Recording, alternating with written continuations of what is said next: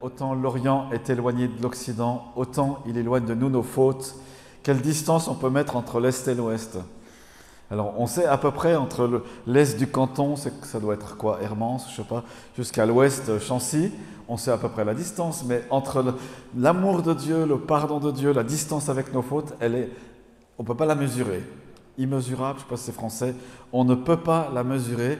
Voyez vos péchés que vous avez faits jusqu'à aujourd'hui, si vous avez tout donné à Jésus, ils sont tellement loin que vous les oubliez. Et Dieu les a aussi oubliés. Et quand vous revenez avec lui avec le même péché, il dit « Mais de quoi tu me parles? De quoi me parles-tu? Allons de l'avant ensemble. J'ai donné tout cela, j'ai donné mon sang pour toi. » Le sang de Jésus est tout suffisant pour couvrir tous les péchés, n'importe quel péché. Vraiment, tous les péchés qui ont été commis, même ceux dont on ignore les choses. Et une des définitions du péché, c'est d'être dans l'erreur sans se rendre compte. Vous savez, on loupe la cible. C'est ce qu'on a fait quand on ne connaissait pas Jésus. Enfin, moi, je ne connaissais pas Jésus, j'étais en dehors de ce que Dieu voulait. Je n'étais pas dans la volonté de Dieu, parce que la volonté du Seigneur, c'est que vous et moi, on connaisse son Fils. Dieu, il a sa volonté, il envoie Jésus, connaissez-le, il le présente et il fait des démonstrations de puissance pour cela. Ça, c'est la volonté de Dieu, et que tous croient. Alors, il y a certains chrétiens qui disent, ouais, il y a ceux qui sont élus et il y a les autres qui ne le sont pas. Et ils prennent quelques versets, mais on voit Jean 3,16 qui nous dit que Dieu a tellement aimé le monde qu'il a donné son Fils unique, afin que quiconque, donc il n'y a pas seulement les élus, quiconque croit ait la vie éternelle, voilà, et c'est finalement la parole de Dieu, et tout le monde en est élu, tout le monde on est appelé par Dieu. Pensez à votre voisin là, vous voyez votre voisin de droite, moi je vois la famille qui habite à droite là comme ça, ils sont choisis par Dieu pour entendre le salut. Ils l'ont peut-être pas encore entendu comme il faut, ou alors déjà, mais ils n'ont pas pris de décision. Voilà, mais on prie, on persévère. Pensez à votre collègue, votre voisine, voilà, tous ceux que vous connaissez, ils sont destinés à recevoir Christ en eux, à recevoir cette vie éternelle, et peut-être au travers de toi. On est juste des intermédiaires, des facteurs de bonnes nouvelles. Ah, j'ai une bonne nouvelle pour toi aujourd'hui, c'est ça. Voilà, et ils reçoivent et ils accueillent Christ. Mais pour autant, il faut que nous, on goûte à la bonté de Dieu. Il faut qu'on sache que Dieu est fondamentalement bon et que même si nos circonstances parfois ne le démontrent pas vraiment ou alors on laisse place au doute, eh bien Dieu est fondamentalement bon. Et tant qu'on n'a pas vraiment goûté à cette bonté, c'est difficile de dire à l'autre ou à notre voisin, à notre collègue, tu sais, Dieu est bon pour toi, voilà ce qu'il a fait pour moi, ça c'est trop bien. Peut-être vous avez témoigné une fois que vous avez vécu quelque chose, puis c'était sur le vif, quelqu'un vous a dit, mais pourquoi tu es joyeux? Qu'est-ce qui se passe? Voilà, j'ai vécu ça et ça a changé ma vie. Je me souviens, ce serviteur de Dieu du XXe siècle, ouais, ça doit être ça, il était plombier avant d'être pleinement dans le ministère. Et puis, il était tellement heureux en train de faire la plomberie chez quelqu'un. Et puis, la femme, sa cliente, elle dit « Mais pourquoi vous êtes si heureux, monsieur le plombier ?» Elle dit « Ah, parce qu'avec ma femme, on a prié pour nos 2 enfants et ils viennent d'être guéris. » Ils étaient fiévreux, ils étaient malades, ils ont été guéris. Et ça s'est vu sur cet homme qui avait un sale caractère. Mais ça s'est vu. Donc, un caractère encore avec besoin d'être sanctifié. Je ne prophétise sur personne. Voilà, la bonté de Dieu qui s'expérimente dans mon quotidien. Père, on prie pour que ta bonté soit libérée dans notre quotidien. On prie qu'on la voie aussi, que tu nous aides à la constater et puis à nous réjouir de tout ce que tu fais. Merci pour ta grâce, ta bonté et ta fidélité. Amen. Amen. Tu peux te tourner vers ton voisin, ta voisine et dire, tu sais, la bonté de Dieu, elle va tomber sur toi, là, tu vas voir. Tu vas être épaté par la bonté de Dieu.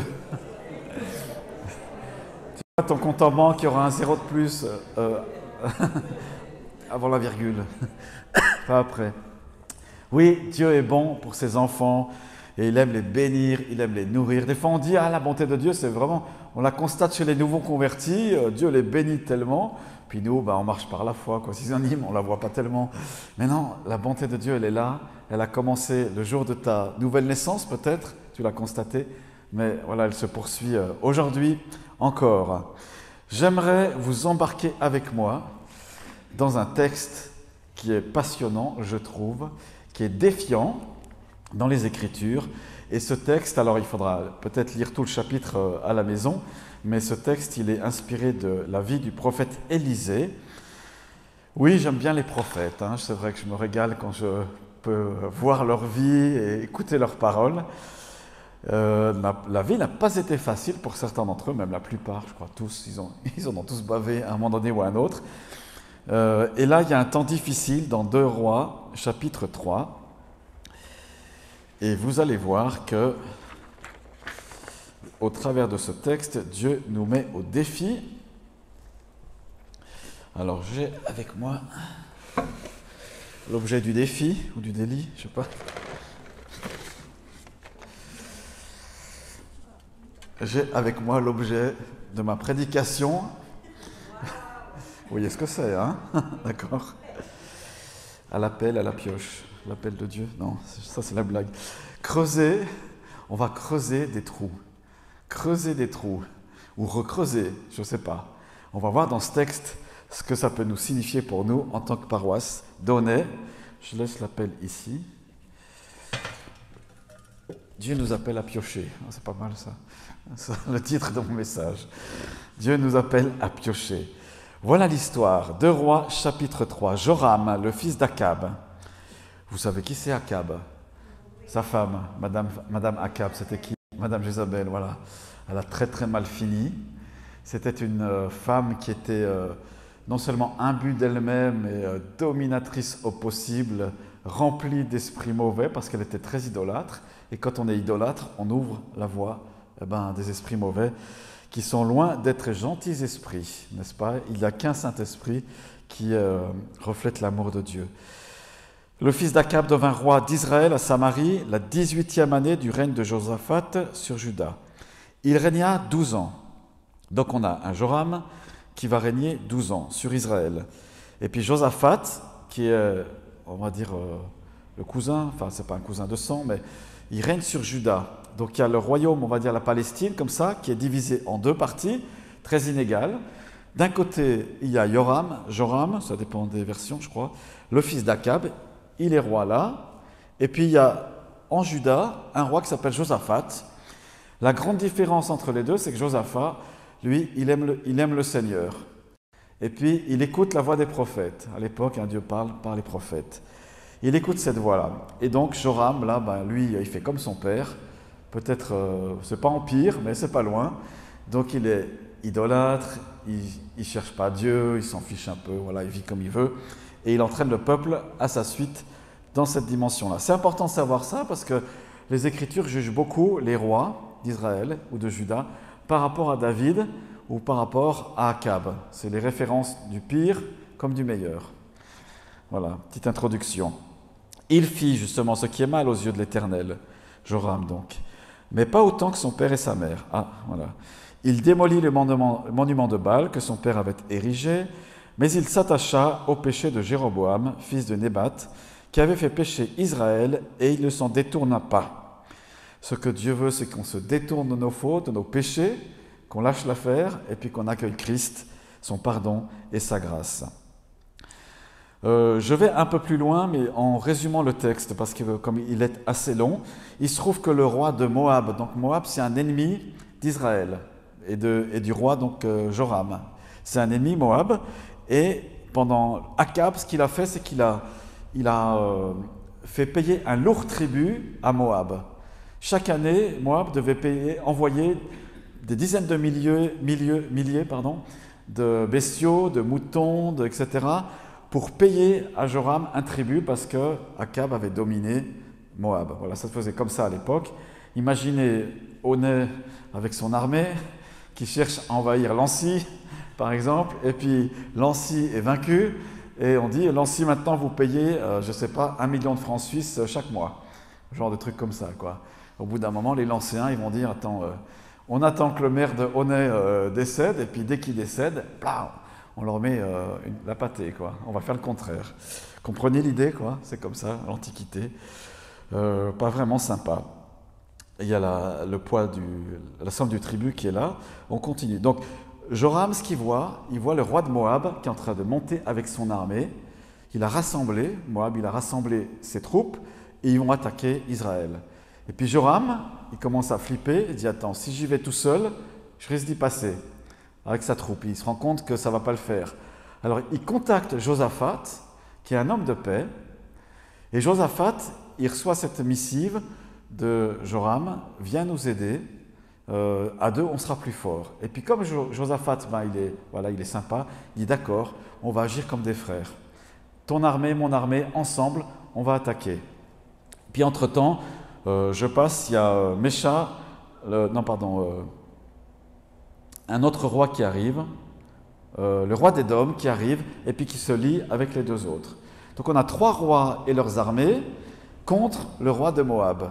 Voyez, ils se réunissent, les 3 armées se réunissent à un endroit, il y a un ravin qui est à sec, et puis de l'autre côté, donc, il y a Moab avec ses armées. Il se trouve que c'est la sécheresse, il n'y a pas beaucoup d'eau, en tout cas cette période, et quand les armées des 3 rois marchent pour aller au lieu de la bataille, ils mettent à peu près une semaine, et puis au bout d'une semaine, ils n'ont plus d'eau, ils n'ont plus de nourriture, ils n'ont plus rien, pas prévoyant du tout, donc ils sont allés les mains dans les poches, comme ça, et tout le monde est assoiffé.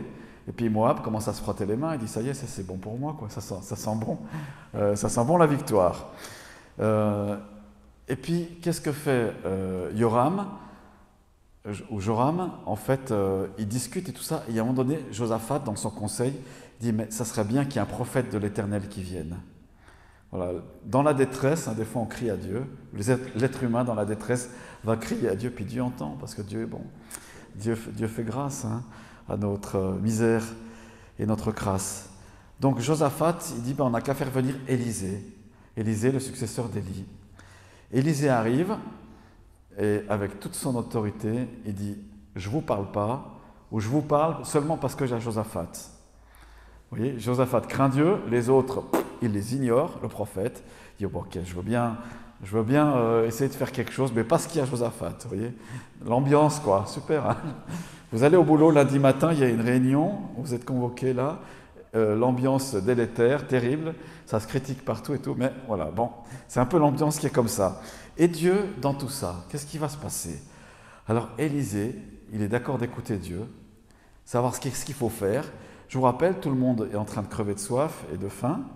Moab est sur les dents, prêt à attaquer.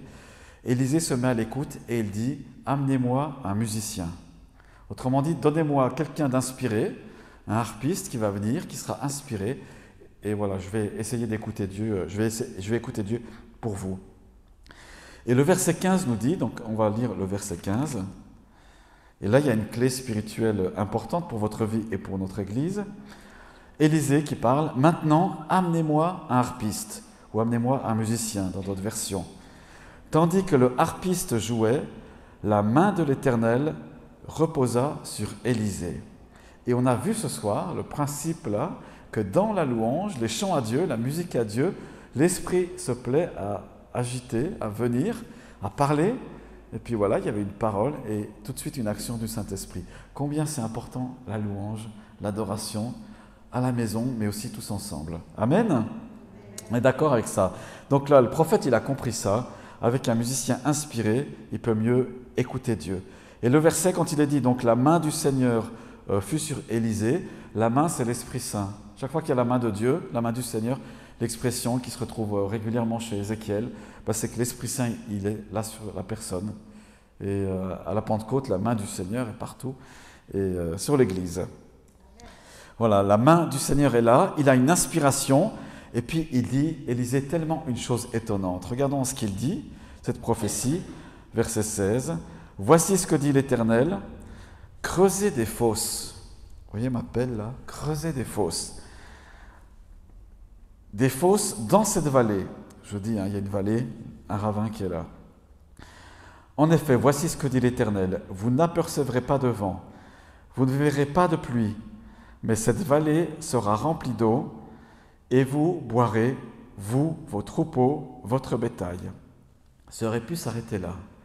Donc la main du Seigneur, le Saint-Esprit, saisit Élisée. Il dit une chose qui est contraire à tout l'entendement. C'est sec de chez sec, il n'y a rien. Il leur dit, creusez des fosses, des piscines si vous voulez, creusez des piscines, là, dans cette vallée. Vous n'allez pas avoir de pluie, pas avoir de vent, et Dieu va remplir de l'eau, et vous allez boire. Alors, réaction, on est tellement désespéré qu'on croit tout ce que la parole dit, Ou alors, comme nous, en Occident, on se dit, qu'est-ce que tu dis? On verra bien. Je me marre. On verra bien si c'est Dieu qui parle ou pas. Hein. Vous êtes d'accord, hein, on est sceptique par nature ici. Bon, bah, Dieu fait avec et il nous apprend à marcher par la foi. Non seulement ça, Dieu va remplir ce qu'il promet là, et au verset 18, « Mais cela ne suffit pas aux yeux de l'Éternel. Il vous livrera les Moabites entre vos mains. » Et puis il y a quelque chose d'exceptionnel qui est rajouté ici, et de circonstances que nous peut-être qu'on ne comprend pas. « Vous détruirez toutes leurs villes fortifiées, toutes leurs villes importantes, vous abattrez tous leurs bons arbres, vous boucherez toutes leurs sources d'eau, vous gâterez tous leurs bons champs en y jetant des pierres. » Voilà, point. Élisée rentre à la maison. Il donne cette parole-là. Alors, les rois, ils ont écouté ça. On sait qu'ils ont fait creuser, ou peut-être même qu'ils ont pris eux-mêmes l'appel. On se dit, on va creuser. Donc, ils donnent leur dernière force dans ce... Oui, ils creusent des piscines comme ça. Et puis, voilà ce qui se passe. Le matin, donc ça c'est le jour même, mais le matin, ça se passe en quelques heures, au moment de la présentation de l'offrande, donc c'est un indice là, que les sacrifices étaient offerts à l'Éternel tous les jours, l'eau arriva par le chemin d'Édom, le pays fut rempli d'eau. Et toutes les crevasses, toutes les citernes, toutes les fosses ont été remplies d'eau. Et puis ça ne s'arrête pas là, parce que, je résume, mais l'armée d'en face, Moab, se réveille aussi, il s'étire, les soldats, qu'est-ce qu'ils voient? Ils voient dans la vallée, comme ça, les piscines qui ont été creusées et qui sont remplies, et au moment où le soleil se lève, il y a une illusion d'optique, ou je ne sais pas comment appeler ça, mais ils ont l'impression de voir que ces cuves-là sont remplies de sang. Ce n'est pas de l'eau qu'ils voient, ils constatent que c'est rempli de sang. Déduction, les trois armées qui sont venues nous attaquer ont dû s'entretuer. C'est marrant, c'est vraiment Dieu qui dirige le raisonnement. Les trois armées ont dû s'entretuer. Allons-y, pillons tout ce qu'on trouve et on rentre à la maison. Ce soir, on mange à la maison. C'est réglé comme ça. Et puis là, c'était illusion d'optique divine, je ne sais pas comment appeler ça. Donc il y a plusieurs miracles en même temps. Non seulement Dieu a rempli cette vallée, les cuves, les piscines d'eau, et il a fait croire que c'était du sang, mais en plus, il donne la victoire aux trois armées, et ce n'était pas gagné, hein. On est d'accord, ce n'était pas gagné. Mais Dieu a parlé, l'Éternel a parlé, et il a amené la vie, et puis ils ont accompli exactement, là ils ont été très obéissants, la malédiction, ils ont jeté la malédiction sur le pays de Moab. Il n'y a plus rien, ils rasent tout, même les arbres fruitiers, voilà, tout est rasé. Si vous avez froid, vous sautez sur place, d'accord? Faites des pompes, là. Allez, David, 10 pompes, allez, vas-y. Les jeunes. Qui c'est qui arrive à faire 10 pompes? Vous arrivez? Hein? T'arrives, Carlos, à faire 10 pompes? Ça réchauffe les pompes, les push-ups. Voilà. Que dire de ce texte? Que dire de ce texte? Je ne vais pas faire trop long. Mais je pense qu'on est appelé à creuser des fosses. On se met dans la peau des soldats des trois groupes là, avec Josaphat, Joram et puis l'autre roi. Et puis on est appelé à creuser. Qu'est-ce que ça veut dire? Dieu va envoyer sa bénédiction. Elle est déjà là, sa bénédiction. Et pour nous, en tant qu'Église, je crois qu'on est appelé à creuser. On a déjà creusé, mais il faut creuser un peu plus profond. Quels sont les puits ou les piscines qu'on est appelé à creuser? Quand je pense à une piscine, moi, dans ma tête, c'est quand même agréable. En été, hein, c'est vraiment super. On a du plaisir à nager, tout ça. Et en fait, nous, on a goûté déjà à la bénédiction de Dieu. On a creusé des fosses et puis on a goûté à cette présence de Dieu, ne serait-ce que ce soir-là. Et elle n'est pas finie, mais on aimerait tellement que d'autres puissent goûter à ça. On aimerait tellement que d'autres expérimentent le pardon, que la paix soit dans les couples qu'on peut connaître qui se déchirent, que la guérison soit dans les familles, que voilà, l'unité vienne, que notre pays soit béni, notre région soit visitée, que là, en ce moment même, nous, on vit un culte et on est dans la présence de Dieu, mais il y a d'autres, peut-être qui viennent de s'engueuler à la maison, d'autres qui viennent de se taper dessus, d'autres qui, voilà, tous les drames de la vie qui sont là ou qui viennent d'expérimenter, d'entendre un mauvais diagnostic, un lourd diagnostic dans leur vie, etc. On aimerait tellement qu'ils puissent se réfugier en Dieu. Vous êtes d'accord avec ça? Nous, on a cette espérance, on a creusé des puits, le puits de l'espérance, la piscine de la grâce, etc. Dieu nous a montré son amour dans ces temps de sécheresse, puis on aimerait creuser plus profond pour que d'autres puissent venir. Et moi, je crois que la bénédiction arrive pour beaucoup de personnes, qu'elle va être là, accessible et qu'ils vont pouvoir s'y plonger et découvrir la grâce de Dieu comme jamais ils l'ont expérimenté. Ils sont peut-être des Job, chrétiens, mon oreille avait entendu parler de toi, mais là, mon œil te voit. J'expérimente dans ma vie la délivrance. Je n'ai plus envie de fumer ces cigarettes qui me bouffent et qui me donnent le cancer. Je n'ai plus envie de boire cet alcool qui a détruit mon couple ou ma vie. Je n'ai plus envie de... Voilà, Dieu fait quelque chose dans ma vie. J'ai une paix intérieure. Je dors. Rien que le mot dormir, je dors. C'est des fois un miracle pour certaines personnes. Voilà, il a mis sa grâce et j'ai reçu la vie éternelle. Amen. Imaginez que vous allez pouvoir demain témoigner à quelqu'un qui, quand il sera prêt, viendra à l'église et puis il vivra la présence de Dieu. Donc on est appelé à prendre la pelle et la pioche, à creuser, n'est-ce pas, pour que les personnes qui viendront ici, parce que je pense que c'est le lieu privilégié où les gens peuvent se convertir, c'est dans la présence de Dieu, dans la louange, comme ça, et on est appelé à creuser des fosses. Et quand Satan va voir la bénédiction qu'il y aura ici, il a constaté, il va dire, ouais, il va paniquer, il va partir, il va fuir comme les Moabites. Amen.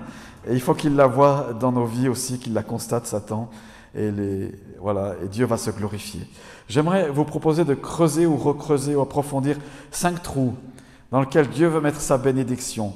En tant qu'Église, nous, paroisse d'Aunay, 5 caractéristiques qui peut-être nous définissent aussi par rapport à d'autres communautés qui sont appelées à d'autres choses. Moi, j'en ai noté 5 qui sont des valeurs, je crois, du royaume de Dieu, qui peuvent être là et j'aimerais qu'à la fin de cette message, vous puissiez dire « Ouais, ça va être génial, si on y plonge tous là-dedans. » On va tous y plonger, pas seulement quelques-uns. Amen, hein? J'ai entendu votre amen silencieux. Prophétisme. Excusez-moi. Je crois que Dieu veut mettre dans la paroisse encore plus profondément un prophétisme authentique. Qu'est-ce que c'est un prophétisme? Ce n'est pas seulement donner des paroles de prophétie, ça en fait partie, mais c'est simplement une équipe pastorale, un conseil de paroisse qui sait écouter Dieu et qui va dans quelque chose peut-être qui n'est pas commun. Comment Élisée a entendu et a vu creuser des fosses, l'eau arrive. Mais si Dieu vous montre ça, moi je ne sais pas comment vous verrez, moi je sais comment je vais réagir. Je vais me frotter les yeux, je vais dire Seigneur, ouvre mes oreilles, j'ai mal entendu. Voilà. Mais Dieu a montré à Élisée, Dieu a parlé comme ça. Et une église, notre paroisse, elle est appelée et elle écoute, et c'est vrai, elle écoute Dieu. C'est ça une église prophétique. Par la voix des responsables, mais aussi dans des temps, on permet au Saint-Esprit d'agir par les uns et les autres. Je crois que c'est ça un prophétisme authentique. Alors qui veut creuser le prophétisme authentique? Attention au catel, on ne va pas casser le temple ici, mais il y a quelque chose à creuser, plus profond encore. Une équipe pastorale qui écoute la voix de Dieu, comme l'a dit Catherine, hier on a pris du temps pour écouter Dieu pour la suite de la paroisse. Ben oui, ça demande du boulot. Ça veut dire peut-être qu'on ne va pas voir la série préférée de Netflix ou la RTS qui diffuse toujours ces mauvaises nouvelles. Puis on dit, ok Seigneur, on va prendre un temps de prière spécial, à quelques-uns, on s'envoie des WhatsApp, on dit Seigneur, voilà, qu'est-ce que tu veux? Ou alors on se réunit. Là, un prophétisme authentique. Et j'y vois la marque du prophétisme authentique dans la première église, Acte 15, 28. Acte 15, 28, car il a paru bon au Saint-Esprit et à nous. Et c'est ça une église prophétique, c'est les responsables qui se mettent ensemble et puis qui disent Saint-Esprit, qu'est-ce que tu dis dans cette situation? Qu'est-ce qu'on doit faire? Quels changements sont là devant nous? Qu'est-ce qu'on doit lâcher?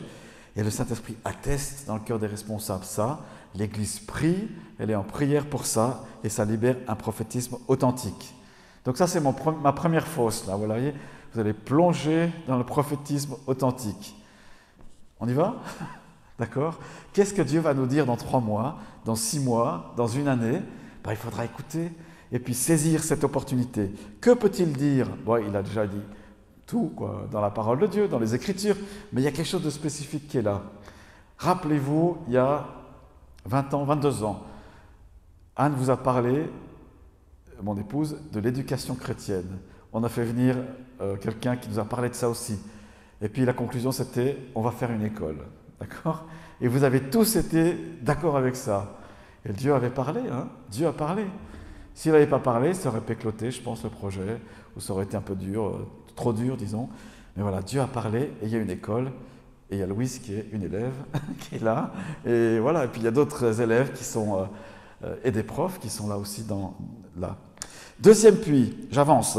Je pense que il y a une fosse qui est à bien creuser et toujours bien profonde, c'est une générosité authentique. Une église où Dieu peut parler avec du prophétique, ça déclenche une générosité authentique. Là encore, on voit dans les Actes des Apôtres, quelque temps après la Pentecôte, qu'est-ce qui s'est passé? La communauté grandit, des croyants qui est là, et puis ceux qui sont fortunés, qui ont des terrains, qui ont beaucoup, qui sont bien à l'abri du besoin et plus encore, ils décident de vendre des choses et ils apportent l'argent. Là, en l'occurrence, c'est fait comme ça. Ils apportent l'argent aux pieds des apôtres qui vont gérer les finances. Ils ne jettent pas l'argent aux pieds des pasteurs physiquement, mais ils les reconnaissent comme ayant la capacité de gérer les finances. Puis les apôtres, parce qu'ils ne peuvent pas tout faire, ils ne peuvent pas prêcher puis gérer l'argent et tout ça, ils délèguent. Il y a les diacres après, donc voilà, il y a une délégation saine et honnête qui se fait. Qu'est-ce qu'une générosité authentique? La base est dans les Écritures. Avoir un cœur généreux. Et là, on travaille là-dessus tous, peut-être. Hein. Dieu fixe la base qui est la dîme appartient à l'Éternel. Donc le 10% de nos revenus appartient à l'Éternel. On ne lui donne pas, hein. On ne lui donne pas, ça lui appartient déjà. Et puis le reste, c'est des offrandes. On a fait il y a quelques temps en arrière, vous vous rappelez, une offrande spéciale pour des situations, je pense à la batterie par exemple, qui sera là samedi prochain. La batterie, c'est le fruit d'une offrande. Mais il y a aussi des offrandes où on a béni des personnes ou des œuvres. Et ça, c'est le fruit de notre et de votre générosité. Le chrétien comprend que lorsqu'il verse sa dîme, il le fait à l'Éternel en premier. L'offrande que vous avez faite, ce n'était pas dans le panier, mais c'est d'abord à l'Éternel. Et après, la paroisse est chargée de bien gérer cela. Et puis Dieu s'arrange toujours pour que lorsque le croyant donne la dîme avec foi et avec joie, eh bien, il le bénit de plein de manières. Vous allez être béni. Si vous ne donnez pas encore la dîme, faites-en un objectif. Alors chacun fait comme il veut. Ce n'est pas une loi, ce que je suis en train de dire, mais c'est l'esprit de la parole de Dieu qui est là. Quand on est généreux, quand on rend à l'Éternel la dîme qui lui revient, eh bien, il aime à bénir en retour. Si vous n'avez pas encore fait l'expérience, faites-le. On peut dire ça parce que dans Malachie chapitre 3, Dieu il met au défi la nation d'Israël. Il lui dit, mais vous êtes en train de me voler. On te vole comment? Les dîmes, vous ne les donnez pas à l'Éternel. Donc la dîme lui revient, et puis lui, il aime à ouvrir les écluses des cieux. Et il bénit la nation tout entière. Trop bien, hein? Et il y a une culture de la générosité dans certains pays parce qu'ils mettent en pratique la pensée de Dieu. Et peut-être vous dites, ouais, mais moi j'ai trop peu de revenus, si je donne ma dîme, je me prive de mon téléphone, je ne sais pas là où vous en êtes. C'est entre Dieu et vous. Mais osez le mettre au défi avec foi. Osez, vous allez voir. Et si vous dites, aujourd'hui je ne peux pas tellement donner ma dîme en ce moment, etc., c'est entre vous et Dieu. Ce n'est pas entre le pasteur et vous, c'est entre vous et Dieu. Et puis, très tôt dans l'école biblique, on nous a appris, le pasteur ne doit pas voir les comptes de l'Église. Donc je ne sais pas du tout ce que vous donnez, je ne sais pas du tout si vous donnez, mais moi, mon rôle, c'est d'enseigner les Écritures. Mettez-moi de la sorte à l'épreuve. Donc voilà, je sais qu'il y en a qui ont des cœurs généreux, je sais que quand il y a un don spécial dans le conseil, le trésorier nous le rapporte, mais je ne sais pas du tout si vous dîmez, je ne sais pas du tout. Voilà. Moi, je sais ce que je fais, donc voilà, et je sais la bénédiction que j'ai en retour. Et puis indirectement, je vous en remercie parce que voilà, votre générosité, j'en suis au bénéfice. La dîme n'est pas une loi qu'on impose. Dieu pourrait vous demander de donner 2 dîmes, voire plus. Libre à lui, on a tout donné au Seigneur. Dans le passé, l'Élo a été donatrice, donc la paroisse a eu un cœur généreux quand il le fallait, et elle a un cœur généreux. Il faut que vous le sachiez, ceux qui sont récemment venus à la paroisse, il y a eu une période où la paroisse a donné généreusement à d'autres. Il y avait plus qu'il n'en fallait, et elle a donné quand il fallait à d'autres qui étaient dans le besoin. Et ça, c'est bien qu'au sein de l'Église libre, il y ait de nouveau cette générosité. Je pense qu'il y a encore un peu de boulot pour retrouver ça, pour creuser ce puits. Troisième fausse, ce que Dieu veut au milieu de nous, c'est une foi authentique. Une foi authentique. La foi que la personne qu'on côtoie au boulot, qui n'est pas encore en Christ, qui a ses galères, que Dieu veut la bénir. C'est ça une foi authentique. Après, nous on sait que Dieu pourvoit nos besoins. Vous êtes d'accord, hein? On le sait, ou bien il faut le redire. On sait qu'il nous bénit. On sait qu'on est ses fils et qu'on manquera de rien. L'Éternel est mon berger. Mais eux, ils ne le savent pas encore. Alors la foi pour les autres, ben ça c'est génial. Tu sais que Dieu il t'aime et puis qu'il veut te visiter. Alors voilà, la première bénédiction c'est celle du salut bien sûr, mais il y a toutes les autres qui sont là. Que sera la paroisse dans 20 ans, dans 30 ans? Si vous levez les yeux au ciel en disant « Mais si vous dites non Seigneur, tu as une solution pour Honnay et elle passe en partie par la paroisse. » Dieu est bon, sa grandeur est bonne et c'est toujours par la foi que nous recevons ses grâces et ses bénédictions. Amen. La paroisse, elle a la foi, elle a ouvert l'espace guérison tous les lundis. Ça c'est de la foi, hein? La foi que Dieu veut guérir, qu'on n'est ni médecin, ni reconnu par les assurances maladie, mais Dieu veut guérir, c'est sa promesse. Voilà la foi, par exemple. Voilà. Je continue, 4e puits, donc prophétisme authentique, générosité authentique, foi authentique, et puis puissance authentique. La puissance de Dieu est libérée par la foi. La puissance de Dieu. Dieu aime manifester le miraculeux. S'il n'y a pas de miraculeux, ce n'est pas un problème. Oui, mais Dieu aime le faire. Et il aime à le faire au travers de ses enfants, à travers toi et moi. Voici les signes qui accompagneront ceux qui auront cru. Il y a des signes qui t'accompagnent. Je fuis les signes, mais ils me suivent. Vous voyez, j'ai la foi, ils me suivent. Combien de morts as-tu ressuscité? Il y a des choses qui étaient mortes, qui ont ressuscité. Voilà, des morts, pas encore. Mais il y a des choses qui étaient mortes, qui sont revenues à la vie. Amen. Dans ta vie, il y a des choses mortes qui vont revenir à la vie. Il y a des choses qui... Voilà, si vous avez, mes sœurs, vous avez un conjoint qui n'est pas encore au Seigneur, voyez-le en train de ressusciter en Christ. Voyez-le en train de se faire baptiser, et l'inverse aussi, vos familles, etc. Voyez-les visités par Dieu, par sa puissance, la puissance du Saint-Esprit. Puissance pour la délivrance des esprits. Trop peu de pasteurs croient à la délivrance. Pas normal ça, c'est dans la Bible, Jésus le faisait. Pourquoi faut-il mettre des si et des mais? Quand il y a une puissance démoniaque, ben chassons-la quand c'est le moment de Dieu, puis la personne est délivrée. Peu importe comment, peu importe, voilà, mais on prie dans la puissance du nom de Jésus-Christ. Il y en a là qui croient que Dieu délivre des démons. Qui c'est qui a déjà été délivré des démons? D'un, en tout cas d'un. Oui? Quelques-uns, hein? Ouais. Moi, je ne sais pas combien, mais de temps en temps, quoi. Pourtant, je ne pense pas être un grand pécheur devant l'Éternel, mais il y en a qui en sont sortis. Bref.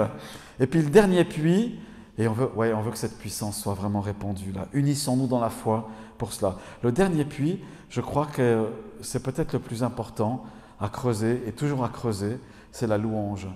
La première fois que je suis rentré dans ce temple, je ne sais même pas si le conseil m'avait engagé, en 98, je suis rentré là, je passe le seuil de la porte, c'était Xavier et Laetitia qui dirigeaient la louange, j'ai été vraiment touché, j'arrivais plus à mettre un pied devant l'autre. J'étais saisi, je me dis mais qu'est-ce qui se passe ici? Et puis la louange, vous savez, il n'y a pas tous les light shows, on n'en a pas de toute façon, il n'y avait pas tous les light shows, il n'y avait pas tous les musiciens, c'était pas des pros, etc. Mais la présence de Dieu, elle était là. Et finalement, est-ce que ce n'est pas l'essentiel dans la louange? Il y a une présence de Dieu quand on se rassemble. Et puis tout à l'heure, vous rentrez à la maison avec cette même présence de Dieu, elle est là. Peu importe ce qui se passe, si la télé est ouverte puis diffuse des mauvaises choses, elle est là, la présence de Dieu. Si on est seul à la maison, gardez-la, entretenez-la, vivez-la, et puis rassemblons-nous parce que l'onction qui vient là, sur nous, elle se décuple quand on est ensemble, c'est-à-dire le Saint-Esprit. Amenez-moi un musicien, dit Élisée. Si vous êtes triste, découragé, déprimé, prenez ce verset, Seigneur, amène-moi un musicien, vous mettez YouTube, vous mettez louange, adoration, quelque chose. Déjà là, on a quelque chose de bien, même si c'est pas en direct. Vivre cette présence de Dieu dans la louange, c'est tellement important, tellement clé. On a fait le constat un jour que tous les directeurs d'école chrétienne ou directrices, c'est des adorateurs. Ils savent jouer d'un instrument, mais vraiment tous, quoi, c'est impressionnant.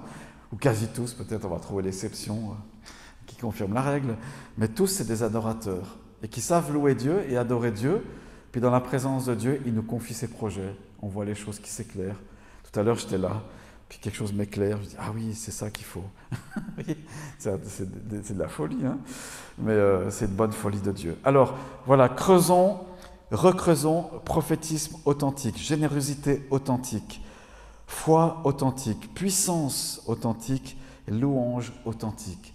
Et les personnes qui ne connaissent pas encore Jésus vont dire, mais je vois des choses là dans cette église, qu'est-ce qui se passe? Oui, il y a la bonté de Dieu qui se manifeste. Alors je propose, c'est possible d'avoir une... Amenez-moi un musicien. Merci. Merci Samuel. Moi je propose que, j'ai demandé à l'équipe qu'ils puissent venir devant pour partager s'ils ont reçu un texte biblique. Voilà, ou s'il y a une pensée, bien sûr, qui est là. On plonge dans cette piscine du prophétisme authentique. Ça peut être un mot que Dieu dit, hein, ça peut être un verset, puis ça va, quand c'est dans l'esprit, ça va résonner dans vos cœurs. Vous allez voir, ça va dire, ah ouais, il y a quelque chose qui est là. Ou on ne se rend pas compte, on se rend compte des fois une semaine après. Dieu a parlé. Prophétisme authentique, on va garder ça. Et puis, voilà, je propose de vous lever, de marcher un petit peu. C'est moi qui ai froid ou c'est tout le monde qui a froid? Ça va? Vous tenez bon? Seigneur, merci pour ton esprit que tu as donné à la Pentecôte. Merci pour ta présence. Seigneur, merci pour la communauté conforme. On sait très bien qu'on n'est pas parfait, mais tu nous as choisis les uns les autres, comme on l'entendait dimanche passé, pour former ton peuple, tes enfants. Et merci pour la bénédiction qui est en train de venir. On ne va pas les laisser couler et puis pas avoir creusé pour retenir tes grâces qui sont là, pour nous-mêmes et pour les autres. Mais tu veux nous abreuver. On l'entendait aussi tout à l'heure dans la louange. Si quelqu'un a soif, qu'il vienne à moi. Alors Seigneur, on a soif de toi. Seigneur, viens par ton esprit dans ces instants sur chacune et sur chacun. Viens confondre nos ennemis, comme tu le fais dans ce texte, et viens nous abreuver d'une eau pure. Viens déverser, viens nous aider à creuser, à favoriser le prophétisme, cette générosité, une foi authentique, une puissance qui libère et une louange qui te revient à toi et à toi seul. Béni soit ton nom, Seigneur. Merci pour ta présence. Alléluia. Laissons-nous remplir du Saint-Esprit, tous et toutes. Laissons-nous à nouveau remplir de l'Esprit Saint. Laissons-nous visiter par lui. Il descend sur la tête de chacun de nous comme des flammes de feu, comme une huile sainte qui est là.